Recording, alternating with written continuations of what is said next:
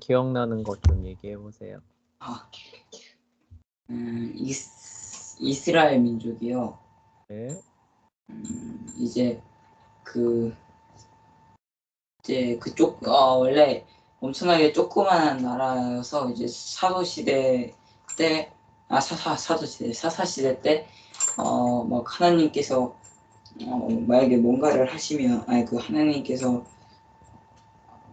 이제 그 하나님 말씀을 지키라고 하면 안 지키다가 하나님께서 이제 또 다른 이방 민족 뭐 블레셋이나 그런 민족들로 만약에 치시면 또 다시 돌아오고 그게 계속 반복되다가 나중에 다윗 왕이나 솔로몬 같은 왕이 들어서서 이제 그 엄청나게 강해졌는데요. 근데 그래가지고 사람들이 이 작은 나라에서 게다가 심지어 이집트, 뭐 히타이트, 바빌로니아 이런 나라들 가운데 껴있는 이 나라가 어떻게 강할 수 있냐 하면서 이제 많은 사신들을 보내는데 그중 하나가 그 스바야 왕이 엄청나게 멀리서 온 걸로 하고요. 그리고 그러다가 이제 이집트도 동맹국으로 지낼 만큼 엄청 강한 나라였는데 그래서 이집트도 자기 딸을 줬는데 그러면서 이제 솔로몬이 엄청나게 많은 그 아내들을 이제 하면서 이제 이방 신들을 이제 취급하게 되고 그래서 이제 이방 하나님을 안 섬기고 이방 신에게 빠져서 나중에 멸망하게 돼요. 네, 그쵸. 네, 선생님이 얘기했던 거 거의 전부가 다 들어가 있죠. 그쵸? 재현이가 내용 요약하는 거 기억하는 건 참 잘해요. 그쵸? 그래서 네, 지난 시간에 아라비아만이 이제 그 한번 위치를 확인해 봐야 된다고 했는데 네, 선생님이 생각했던 대로 페르시아만이 맞더라고요. 그러니까 오늘날의 그 이라크하고 이란 지역 있는 그 바다 있잖아요. 그쵸? 네, 바빌로니아로 넘어가는 그 앞바다를 그 아라비아 해라고 부른다고 해요. 오늘날의 공식적인 명칭은 페르시아 해라고 부른다고 합니다. 그러니까 솔로몬의 명성이 이제 어디까지 퍼진 거냐? 시리아를 거쳐서 바빌로니아 너머까지 그쵸? 퍼져 나갔다라는 것을 우리가 그런 부분으로부터 또 생각해 볼 수 있죠. 그만큼 솔로몬의 그 나라는 굉장히 강력한 나라로 인정을 받았었던 거예요. 그런 나라가 근데 우상 숭배한 거죠. 하나님을 떠나면서 이제 몰락해서 그다음에 대제국들한테 계속 이제 그 괴롭힘 당하는 역사로 이어지다가 결국 망하는 이렇게 간 겁니다. 자, 그래서 이제 성경과 십계명으로 넘어가 볼게요. 자, 이스라엘이 맹주국의 지위를 차지한 시간은 길어요, 짧아요? 아주 짧습니다. 기껏 해봐야 누구하고 누구 정도예요? 다윗과 솔로몬. 네, 다윗과 솔로몬 정도밖에 안 되는 거죠. 자, 그렇지만 히브리 민족이 전 세계에 남긴 그 유산이 굉장히 큽니다. 자, 예를 들어서 그리스가 남긴 유산은 뭐예요? 철학. 네, 철학과 그다음에 건축, 예술 이런 것들 많이 남겼죠. 그렇죠? 네. 네. 그래서 지금도 보면은 뭐 고전 그리스 양식 막 이런 거 많이 있잖아요. 그렇죠? 네. 자, 그런데 히브리인 유대인들이 그런 측면에서 세계 역사에 기여한 거는 있을까요? 없을까요? 없어요. 네, 생각보다 없어요. 예를 들어서 히브리 양식이라는 거 들어봤어요? 못 들어봤죠. 그쵸? 그래서 나중에 이제 로마가 이제 동방 지역을 제패를 해요. 그래서 뭐 터키 지역도 제패하고 이집트도 제패하고 이제 이러면서 유대 지역이죠. 가나안 지역도 로마가 제패하거든요. 그러면서 이제 폼페이우스라는 사람이 그 지역을 다 평정하는데 폼페이우스가 이제 유대 지역을 손에 넣고 나서 평소에 이제 많이 들었잖아요. 유대인들의 성전이 예루살렘에 있다던데 궁금한 겁니다. 그래서 가서 보니까 너무 실망스러운 거예요. 왜냐면 이집트의 막 대신전 막 이런 것들 보고 왔을 거 아니에요. 그쵸? 막 으리으리하고 웅장하고 번쩍번쩍하고 이런 거 보고 왔는데 그때까지 남아있던 예루살렘 성전, 그 성전은 심지어 솔로몬 성전도 아니고 어떤 성전이에요? 그 귀한한 유대인들이 세운 에스라와 느헤미야가 세웠던 그 성전이잖아요. 그쵸?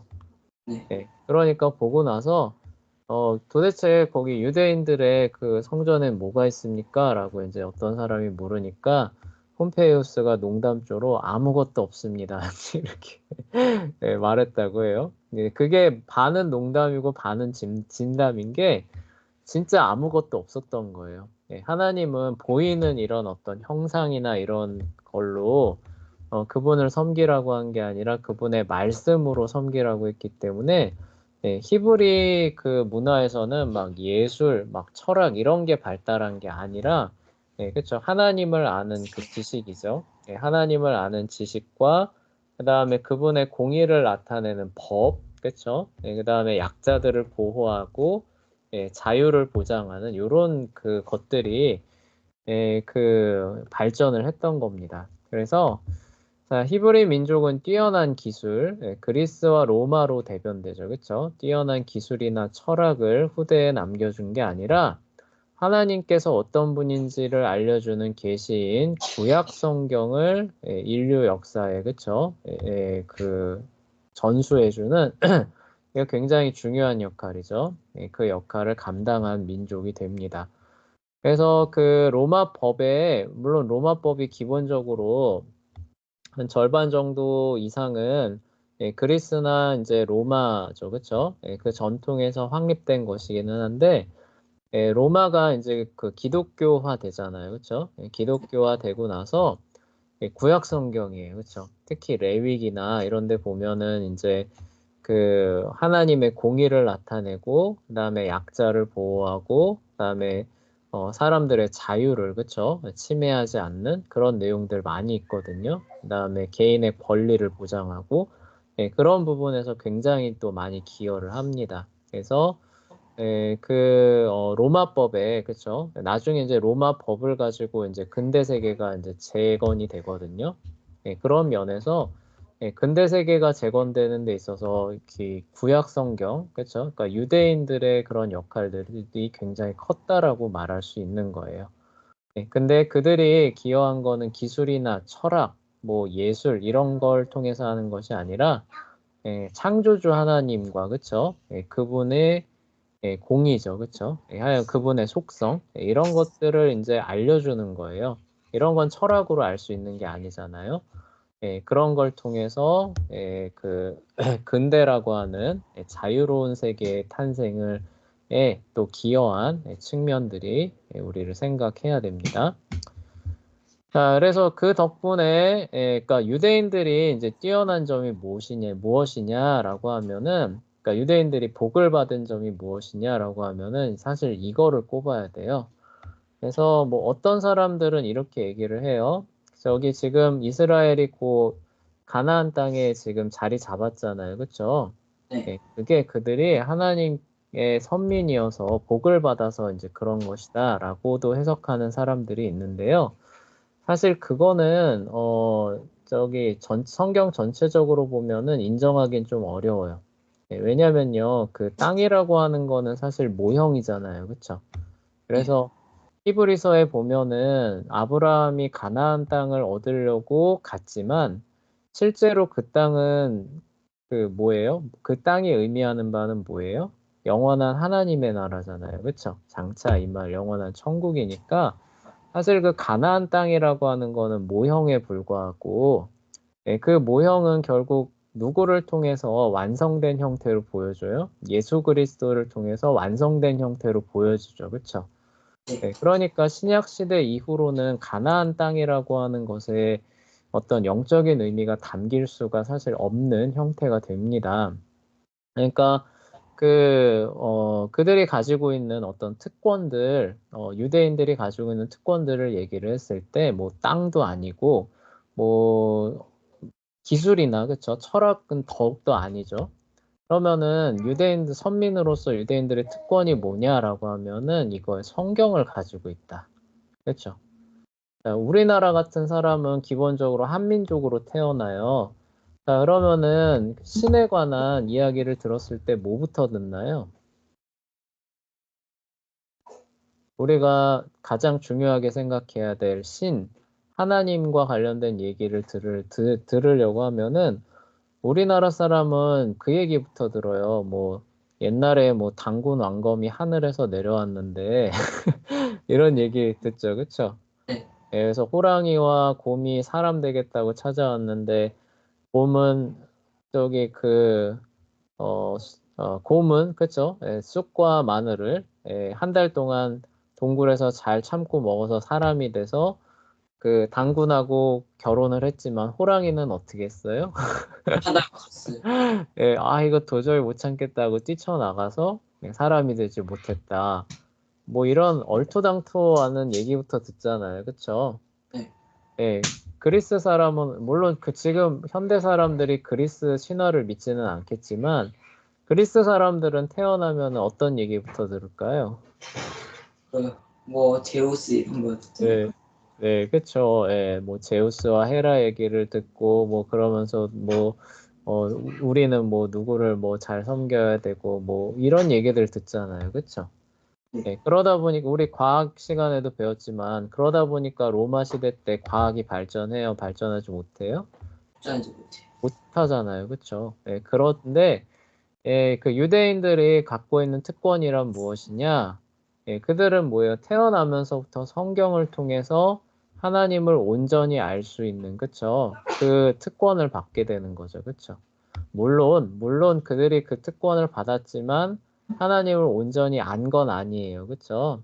예, 그래서 모세가 저기 바울이 얘기하듯이 예, 모세의 그 수건이 얼굴을 덮었던 수건이 저들의 마음을 여전히 덮고 있어서 성경 그 자체가 증거하는 그쵸? 예, 하나님의 영광인 예수 그리스도를 아직도 못 보고 있다 이렇게 말하고 있지만 예, 또 바울이 얘기하는 게 그렇지만 하나님께서 그쵸? 예, 저들의 그 수건을 제거하셔서 그쵸? 예, 저들도 예, 본 가지에 접붙이게 될 것이다 라고 또 얘기를 하고 있거든요. 그러니까 예, 유대인들은 예수님이 다시 이 세상에 오시기까지 구약 성경을 통해서 예수 그리스도를 알고 믿고 그분께로 돌아오는 사람들이 끊임없이 나올 거예요. 그래서 실제 역사를 봐도 유대인으로 자란 거예요. 근데 유대인으로 자라다가 어느 날 이제 이사야서를 읽다가 보면은 이제 그런 게 보이는 거죠. 그 우리는 모두 그릇 행하여 각기 제 길로 갔거늘 하나님께서는 그의 죄악을 그에게 담당시키셨도다라고 하면서 네, 그가 찔림은 우리의 상함 죄악을 인하미요 그 이야기 있잖아요. 그쵸? 아, 이사야 53장에 네, 그거를 어떤 유대인이 이렇게 보다가 어, 이 이거 분명히 메시아에 대한 그 얘기는 맞는 것처럼 보이는 거예요. 그러면서 이거 누가 봐도 이거 저기 그 개신교에서 말하는 예수를 말하는 거 아니냐. 네, 이렇게 그 깨닫게 된 겁니다. 그래서 결국 그 유대인으로 태어나서 유대인으로 교육을 받고 살았지만 실제 구약의 말씀을 보고 저기 신약에 말하는 그게 맞다라고 해서 결국 예수님 믿고 구원받는 일들이 실제로 일어나거든요. 네, 물론 그 수가 많지는 않지만 그런 식으로 하나님께서 그 택하신 백성 중에서 구원받는 사람들을 끊이지 않게 해주신 거. 이게 사실 유대인들의 특권이 되는 것이고, 부가적으로 구약 성경을 통해서 하나님이 어떤 분이신가에 대한 진리가 세상에 퍼져나가니까, 자, 이 세상이 조금 더 살기 좋은 곳이 될까요? 더 죄로 넘쳐나서 살기 어려운 곳이 될까요? 조금이나마 죄와 악이 억제되는 측면들이 있겠죠. 그렇죠? 네. 그래서 조금 더 자유롭게 살아갈 수 있는 그런 세계가 나오는데 역할을 한 것이 이제 유대인들이 보존해준 구약 성경 때문이었다. 이런 것들을 우리가 같이 보면 될 것 같아요. 자, 그래서 10계명이죠. 대표적으로 이제 10계명 같은 경우가 있는데 서구 법 체계의 확립과 발전에 큰 역할을 하게 됩니다. 자, 우리가 흔히 자유의 나라라고 하면은 이제 미국을 꼽잖아요. 그렇죠? 네. 네, 근데 미국이 1960년인가 1960년대에 이르기 전까지는 모든 학교에서 그 항상 수업하기 전에 10계명 암송했다는 거 알아요? 공립학교에서. 그러니까 예를 들어서 여러분들 지금 학교 안 가잖아요. 그쵸? 네. 그게 아니라 나라에서 세운 학교를 갔는데 그 학교에 그 교훈 같은 걸로 10계명이 쫙 붙어 있는 거예요. 와, 예. 그러니까 그 미국이 그런 어떤 그 정신들을 이어받았기 때문에 그렇게 자유로운 나라로, 그쵸? 예, 권력에 의해서 그 포갑당하는 일들을 그 이렇게 크게 이렇게 멀리하는 그런 체계로 세워질 수 있었던 그런 이유가 또 이런 데서 나오는 겁니다. 그래서 하나님께서 성경을 통해서 그 특히 이제 뭐 신약 성경도 마찬가지지만 이렇게 성경을 통해서 하나님을 알려주심으로 이제 구원을 받게 하시는 거죠. 그렇지만 부수적인 측면에서 하나님을 몰랐던 사람들이 하나님을 알게 되니까 사람을 억압할까요? 안 할까요? 안 하죠. 안 하겠죠. 착취할까요? 안 할까요? 안 하죠. 안 하겠죠. 그런 측면들이 작용을 하면서 조금 더 사람들이 살기 좋은 사회를 이룩하게 되는데 큰 역할을 하게 된 겁니다. 그래서 실제로 문명권 보면은 여러분들 지금도 노예제도 남아있는 거 알고 있어요? 아, 그래요? 노예제도가 공식적으로는 다 폐지가 됐지만 실제 그 전 세계 곳곳으로 파고 들어가 보면은 노예처럼 부려지는 사람들이 여전히 많이 있는 거 알아요? 아, 네. 그렇지만 서구 문명권에서는 어떻게 돼요? 노예 제도를 폐지해 버리죠. 그렇죠? 이런 차이가 어디서 나왔냐라고 했을 때 그게 바로 이제 이 성경에서 나온 거예요. 그래서 역사적으로 봤을 때 노예 제도를 스스로 폐지한 문명이 있을까요, 없을까요, 지금까지? 없었겠죠. 없어요. 서구 사회의 기독교 문명권 외에는 단 한 번도 없습니다. 놀랍죠, 그렇죠? 네. 그러니까 성경이 그러한 그 사회적인 유익을 우리에게 이제 선물을 하나님께 감사해야 되죠, 그렇죠? 그런 거 아니었으면은 여러분 지금 저기 그 뭐냐 그 조선시대에 그 양반은 한 2% 정도밖에 안 되고 그 국민의 백성의 절대 다수가 노비였다는 거 알아요? 네. 그렇죠. 그래서 여러분들 아마 그 이런 영향이 없었으면은 태어났는데 재현이는 성도 이름도 없고,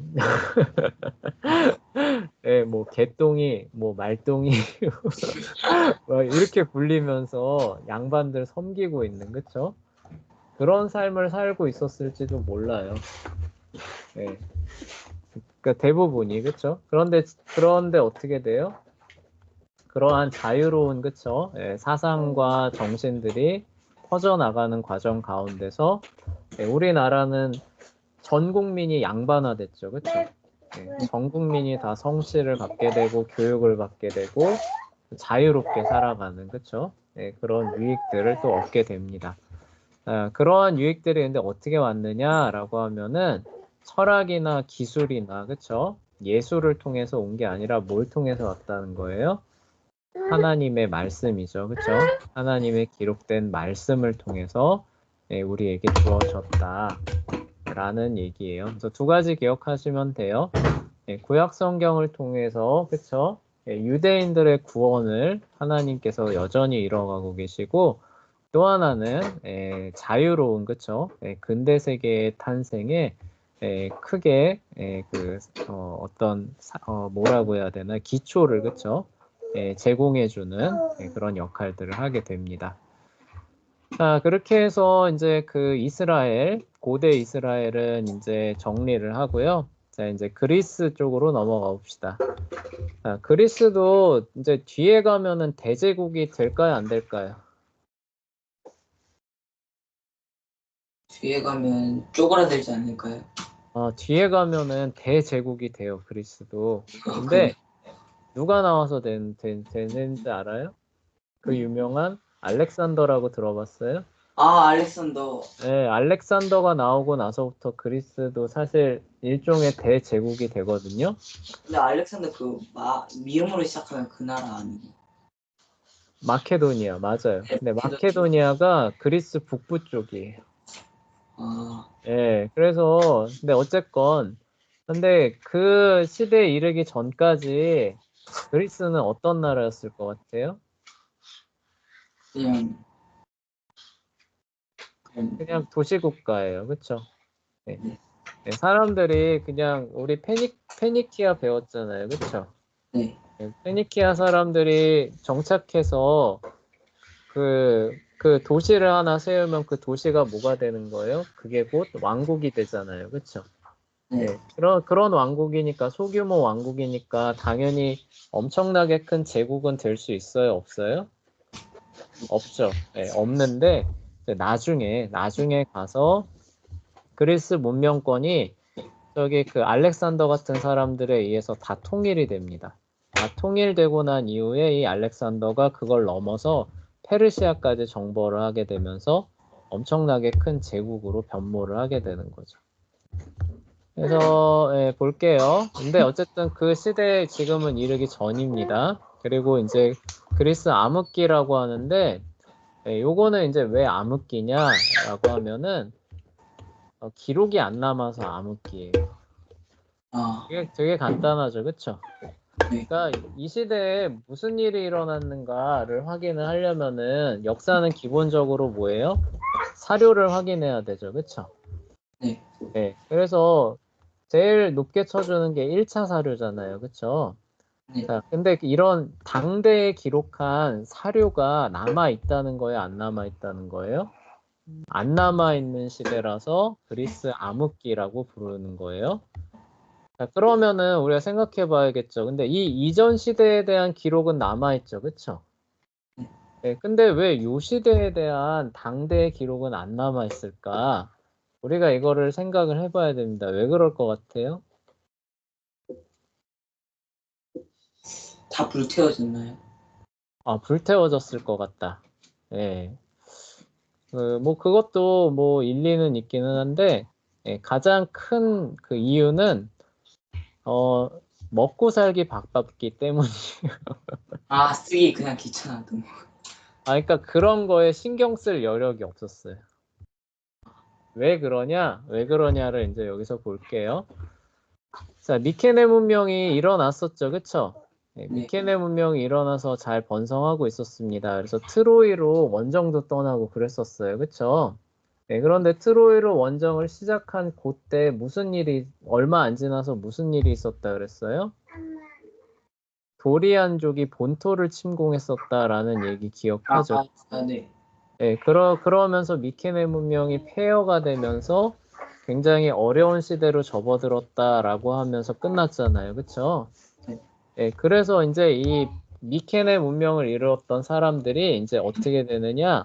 전쟁에서 패한 그리스인들이 발칸반도 전역으로 흩어져서 새로운 삶의 터전을 일구어 가는데 정신이 없게 됩니다. 무슨 얘기인지 알겠어요? 그전에는 어떻게 해요? 뭐 시타델스에 뭐 아크로폴리스 세우고 무역하면서 나름 살만했던 거예요. 그쵸? 네. 근데 갑자기 도리안족이 오면서 하나하나씩 그 시타델스를 다 함락시켜 버렸죠. 그쵸? 네, 그러니까 거기에 살던 원주민들이 어떻게 되는 거예요? 피난을 떠나는 거예요. 그쵸? 피난을 떠나는데 우리 그리스 얘기했지만 그리스는 기본적인 자연 조건이 험악해요? 살기 편해요? 험악하죠. 험악하죠. 산지잖아요. 그쵸? 예. 그러니까 그 산지에다가 새로운 터전을 마련해서 개척하려면 쉬울까요? 어려울까요? 어렵죠. 어렵죠. 근데 겨우 개척을 막 하려고 하는데 점령했던 도리안족이 또 쳐들어오면 어떻게 될까요? 그러면 어렵겠죠. 그러니까 여기는 요 시기는 생존을 위해서, 그러니까 쫓겨났던 그 사람들이 생존을 위해서 발버둥 치는 시기였어요. 예, 그러다 보니까 그 기록들이 안 남게 되는 겁니다. 지금 그런 거에 신경 쓸 때가 아니라는 거죠.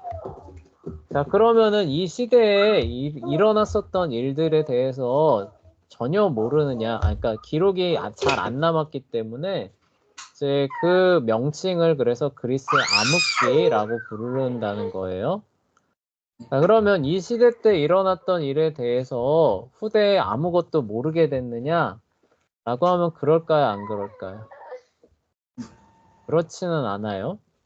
자, 직접 기록해서 남긴 사람은 없었지만 어떤 사람들이 있었냐라고 하냐면은 방랑시인, 흔히 말해 음유시인이라고 얘기하는데 이 사람 들어봤어요? 이런 사람 있다는 거? 아니요. 아니에요? 예, 서현인 들어봤죠, 그쵸? 네, 이런 사람은 이제 어떻게 먹고 사는 사람이냐면요, 우리가 흔히 뭐 이런 거 있잖아요. 음악가들이 어느 날 이렇게 뭐 지하철역이나 뭐 이런 데 가가지고 모자 하나 앞에 놓고 음악을 막 이렇게 연주합니다. 아, 그거 알아요. 네, 그러면 지나가던 사람들이 어떻게 해요? 음악 듣고 한 푼씩 좋으니까 한 푼씩 주죠. 그쵸? 네, 네. 그런 거랑 비슷하게 이 음유시인, 방랑시인들은 뭐 그 당시 악기 하나를 메고 어떤 도시에 가는 거예요. 그러면 이제 그 많은 사람이 몰리는 이제 어디로 가겠어? 아크로폴리스 근처로 가겠죠. 그쵸? 네. 그럼 그 안에서 뭘 하느냐? 이제 자기가 알고 있는 이제 시를 이제 암송하면서 낭송하기 시작하는 거예요. 네. 근데 이 당시에는 텔레비전이나 뭐 이런 게 없잖아요. 네. 네. 그러니까 이 음유시인이 와서 이렇게 그 시를 읽기 시작하면은 어떨까요, 사람들이? 그걸 받아 적지 않을까요? 받아 적는 게 아니라 가서 구경을 하는 거예요. 네, 가서 구경하고 듣고 그리고 이제 그 기분 좋으면 이제 돈도 주는 거죠. 그쵸? 네. 아, 네, 그런데 이제 뭐냐면은 그거를 이제 듣고 와서 어떻게 되는 거예요? 서로 또 얘기를 하게 되겠죠. 그쵸? 듣고 온 얘기들, 그쵸? 그런 것들 얘기를 하게 되는데, 자, 이 음유시인이 주제로 삼았던 그런 시기가 우리가 말하는 그 암흑시대 있잖아요. 그쵸? 네, 네. 암흑시대에 일어났던 이야기를 멋지게 시로 만들어가지고 읊고 노래로 만들고 이랬던 거예요. 아, 무슨 얘기인지 알겠죠? 그쵸? 그러니까 네. 뭐 예를 지금으로 생각하면 이런 거예요. 우리가 뭐 한국을 빛낸 뭐 100명의 위인들 뭐 그 동요라고 해야 되나? 동요 아시죠? 그쵸? 네. 네, 그거 뭐 어떻게 해요? 딱 오면은 뭐 금수강산에 뭐 단군 할아버지가 터잡으시고 해서 쭉 나오잖아요. 그쵸? 네. 예. 예, 마치 그러니까 예를 들면 그렇듯이 물론 거기에 비교할 수는 없지만 그렇게 해서 시와 노래를 읊고 지나가는데 사람들이 듣고 감명을 받잖아요. 그쵸? 예, 네. 그런 것들 기억을 하게 되고 거기서 또 음유시인 하고 싶은 사람은 거기에 또 이후의 얘기를 첨가하고 바꿔서 그쵸? 또 다른 지역에 가고 이러면서 이야기가 보존이 됐던 겁니다. 아, 무슨 얘기인지 알겠죠? 그쵸? 예, 네. 그러니까 이 시대에 그 기록한 정식 문서는 없지만 이런 것들이 요 시대를 거쳐서 쭉 입에서 입으로 내려오던 시대가 암흑 시대가 되는 거예요. 그러니까 뭐 어떤 문화적 활동이나 이런 게 전혀 없었다라는 측면이 아니라 지금은 도시를 재건하고 도리안족과 같은 이민족의 위협에 대응하느라 바쁘니까 한 생존의 문제예요. 우리가 예를 들어서 지금 무인도에 떨어졌습니다. 그러면은 생존의 문제가 되는 거니까 거기서 지금 일기 쓰고 이럴 여유가 있을까요? 없을까요? 없겠죠. 그쵸? 예, 약간 그런 측면으로 생각해 주시면 돼요. 그래서 입에서 입을 통해서 쭉 전해지다가 이게 암흑 시대가 끝날 때쯤 이제 요때가 언제냐?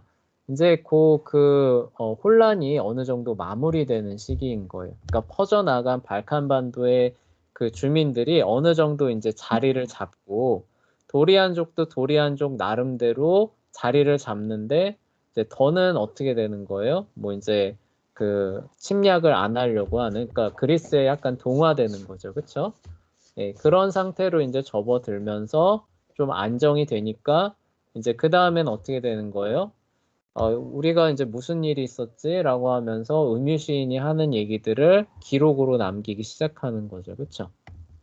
예, 그래서 요때 있었던 일들은 이미 한 300년, 400년 정도 지나서 비로소 기록이 되는 겁니다. 그것도 이런 음유시인이나 이야기꾼들이 이제 나름대로 편집한 그 형태로 전해지게 돼서 역사가들이 이제 그 이 시대를 평가를 할 때, 그 1차 사료죠. 그쵸?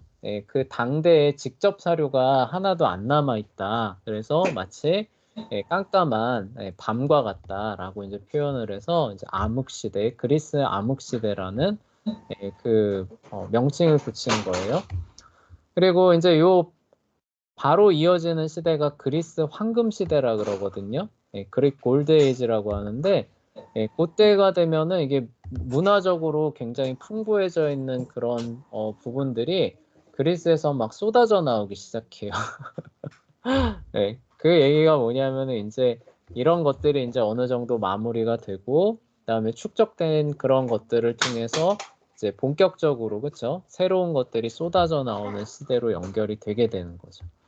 네, 그래서 그리스 암흑 시대라고 했을 때 어떤 문화적인 활동 자체가 없었을 것이다 라고 생각하면 돼요, 안 돼요? 네. 그거는 안 돼요. 네, 그거는 안 되고 방랑 시인이나 이야기꾼 뭐 그리고 또 개인적으로 뭐 어떤 철학이나 기술 이런 것들을 보존하고 전수해주는 사람이 있기는 있었겠죠. 자, 그렇지만 그런 것들을 어떤 문서화한다던가, 그쵸? 그 다음에 뭐 어떤 뭐 뭐라고 해야 되지? 뭐 대학과 같은 뭐 연구기관, 학문기관을 세운다던가 이런 여유는 있었다는 거예요, 없었다는 거예요? 있어. 없었다는 거죠, 그렇죠? 네, 그냥 입에서 입으로 아름아름 계속 전해져 오면서 보존됐던 시대예요. 네, 그게 이제 그래서 그 암흑 시대가 끝나고 나서는 대규모로 기록이 이제 되게 되는 거예요.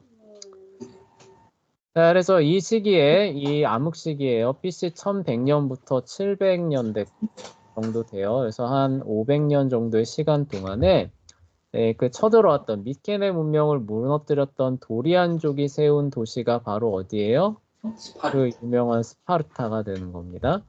그럼 원주민은 어디로 가느냐? 주로 아테네로 이주를 해요. 그래서 스파르타와 아테네가 이제 그리스 도시국가의 두 맹주 국가잖아요. 네. 근데 그 두 맹주 국가가 이렇게 성립이 되는 거.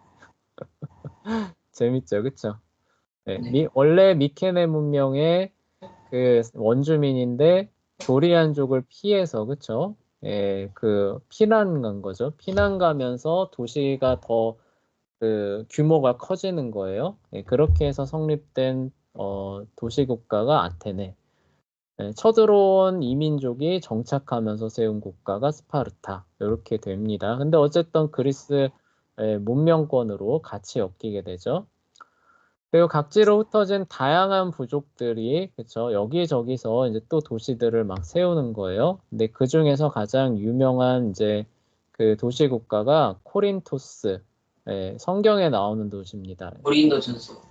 고린도 전후서에 나오는 고린도 여기가 코린토스라고 하는 도시인데 그 도시가 이제 이 암흑기죠. 그리스 암흑기 때 이제 세워지게 되는 거예요. 자, 그리고 여기가 안 그래도 산지인데다가 지금 어때요? 살아남기 급급하죠. 그쵸? 네, 살아남기 급급하고 오히려 옆에 있는 사람들이 날 칠지도 모른다는 거예요. 자, 그러다 보니까 마을과 마을끼리는 교류를 거의 하지 않는 이런 이제 모습을 보이게 됩니다. 그러니까 선생님이 전에 미케네 문명 얘기했을 때 이제 받아들였다. 이집트와 바빌로니아의 문명을 받아들였다라고 했는데 그걸 베이스로 삼아서 자기만의 문화를 꽃피운다라고 얘기를 했잖아요. 그쵸? 네. 그 일이 본격적으로 일어난 시기가 요 암흑 시대가 되는 거예요. 왜요? 도리안족에 이제 쫓겨나서 그쵸? 외부와 어떤 활동들을 하기가 어려워지면서 어려워지니까 이제 뭐예요? 이제 내가 지금까지 알고 있었던 거를 갖고 발전시킬 수밖에 없는 거죠. 그렇죠? 네, 그러니까 굉장히 다양한 사상, 다양한 문화, 양식, 그렇죠? 다양한 예술 이런 것들이 각 도시마다 이렇게 펼쳐져 나가는 이런 역사가 진행이 됩니다. 그리고 이제 요런 게 이제 그 완전히 만바라는 거죠. 만바라는 게 이제 그리스의 황금 시대, 그리스 골든 에이지라고 하거든요. 그 시대로 연결이 되는 거예요. 그래서 저마다 굉장히 독특한 문화가 형성이 돼요. 대표적인 예로 스파르타 같은 경우는 기본적으로 어떤 사회인지 알아요? 여기는 개인의 자유를 말살하는 전체 국가 사회예요. 군인 전체주의 사회가 스파르타거든요. 그래서 여기는 국가의 모든 역량이 어디에 집중되냐면은 좋은 군인을 만들어내는데 집중이 돼요. 그래서 뒤에 스파르타 할 때 또 나오겠지만 8살 되면 어떻게 되는지 알아요? 아니요. 8살 되면 국가에서 아들은 그냥 끌고 가버려요. 어디로요? 병영으로. 와, 8살인데요? 8살 때부터. 네. 왜냐면은 국가 그 어떤 개인의 자유를 인정하는 게 아니라 그 아이의 생명이라고 하는 거는 힘 있는 강력한 군사 국가를 만들기 위해서 필요한 자원으로 보는 거죠. 그렇죠? 네, 그러니까 뭐 가족이고 뭐고를 떠나서 뭐예요? 국가에서 데려가서 8살 때부터 뭘 시킨다? 조기 교육을 시키겠다. 이렇게 되게 돼요. 그리고 더 끔찍한 거 알려줄까요? 나왔는데 얘가 좀 비실비실해 보여요. 그럼 스파르타 어떻게 했을 것 같아요? 죽이나요? 얘는 강력한 군사국가를 만드는데 하등 쓸모없는 사람이다라고 해서 산에다 내다 버립니다.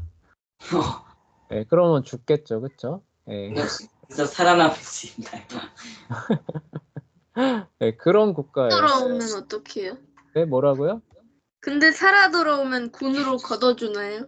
가끔 살아남는 애들도 있어요. 근데 그 부분에 대해서도 다음에 스파르타 할 때 얘기할게요. 그러니까 스파르타 같은 경우는 아주 극단적인 군인 전체주의 국가가 되거든요. 그들이 갖고 있는 가치관과 문화 사상에 의해서. 근데 반면에 아테네는 어떤 도시가 될 것 같아요? 딱 그 예술적인 그런. 정반대예요. 개인의 자유, 그렇죠? 이런 것들, 자유를 중시하고, 그래서 토론 문화, 그 다음에 예술적으로도 굉장히 사치하는, 그러니까 화려하고 사치하는 이런 식의 문화가 펼쳐집니다. 같은 그리스 안인데도 완전 정반대죠, 그렇죠? 네. 근데 이 두 정반대의 나라가 둘 다 강국이 돼요. 둘 다 강국이 돼서 그리스를 대표하는 두 맹주 국가가 되거든요. 근데 하여간 그 완전히 다른 형태의 그런 나라와 민족이 될 만큼 완전히 독특한 형태의 문화가 저마다 형성되고 발전을 하게 되는데 그러한 기본적인 그 베이스가 어디에 언제 세팅이 됐느냐라고 하면은 요때라는 거예요. 요때. 무슨 얘기인지 알겠어요? 그 얘기를 하게 되는 겁니다.